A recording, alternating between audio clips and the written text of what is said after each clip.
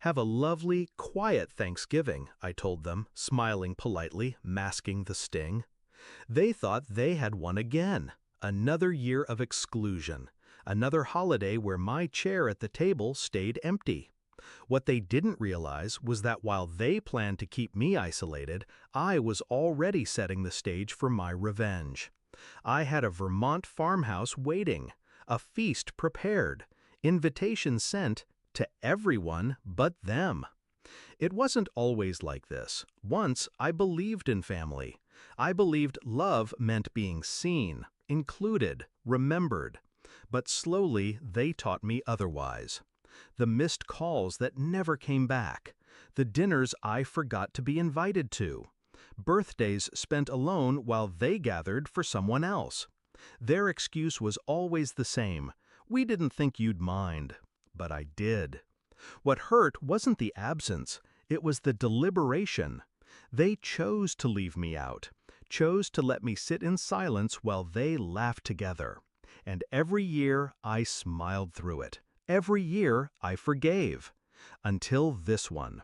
The truth came out 2 weeks before Thanksgiving. My mother called. Casual. Too casual. We'll be keeping it small this year. Just us, really. You understand. I understood perfectly. Small meant me cut out. Again. The rage inside me was sharp, but I didn't let it show. I simply replied, "Of course. Have a lovely, quiet Thanksgiving." And then I began. The plan was simple. First, I made my list. Every cousin, every uncle, every distant relative who'd ever whispered to me in private, "I don't know why they treat you like that." Then I offered them something my family never could. Belonging. An invitation. My Vermont farmhouse was the hook. Wide wooden beams, fireplaces glowing, long tables that could hold more food than anyone could eat. I promised laughter, warmth, abundance. I promised them a Thanksgiving they'd never forget. And they came. The day arrived. Snow dusted the ground outside. A postcard scene. Inside, candles flickered against pine wreaths. The air was thick with the smell of roasted turkey, buttered rolls, spiced cider. The farmhouse filled quickly. Coats draped over chairs, voices rising, glasses clinking. I stood in the kitchen doorway, watching them gather. Smiles, hugs, the sound of family. Not the one that excluded me, but the one I chose. And I felt something I hadn't in years. Power. The photos were my weapon. A group shot by the stone fireplace, every face lit with joy. My cousin's kids laughing over pie, my uncle raising a toast. The kind of photos that scream unity, love, tradition. I posted them carefully, publicly, and then I waited. The explosion came that night. My phone buzzed endlessly. Messages from my mother first. "What is this? Why didn't you tell us?" Then my brother. "You invited everyone but us? How could you?" I scrolled through them calmly, sipping wine by the fire.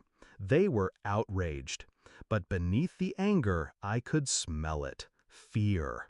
Fear that the control they'd held over me was gone. Fear that their perfect little narrative had cracked. Because for once, they weren't the center. They weren't even included. A week later, the confrontation came. My father called, his voice low, dangerous. "You humiliated us." I let a beat of silence hang before answering. "No, you did that the moment you decided I wasn't family. I just showed everyone what that looks like." He tried to bark back, but the edge was gone. His authority had evaporated. For the first time, he knew I could live without them, and worse, that others were willing to stand with me. That was the true revenge. Not the food, not the farmhouse, not the photos. It was watching their power unravel, piece by piece. They could no longer dismiss me as the outsider, the forgotten one. Not when everyone else had seen me as the host, the heart of Thanksgiving. Now, when I think back to my mother's words, We'll be keeping it small this year. I smile, because I kept it grand, grand enough for everyone but them. The farmhouse is quiet again now, but not empty. The echoes of laughter linger. The scent of wood smoke clings to the beams.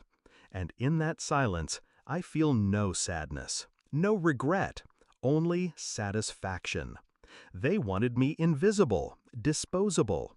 Instead, I became unforgettable. Revenge wasn't loud. It wasn't cruel. It was a single word said calmly, without hesitation. No. It was building a table big enough for everyone but those who once made sure I had no seat at theirs. And it was watching them choke on the sight of what they could never touch.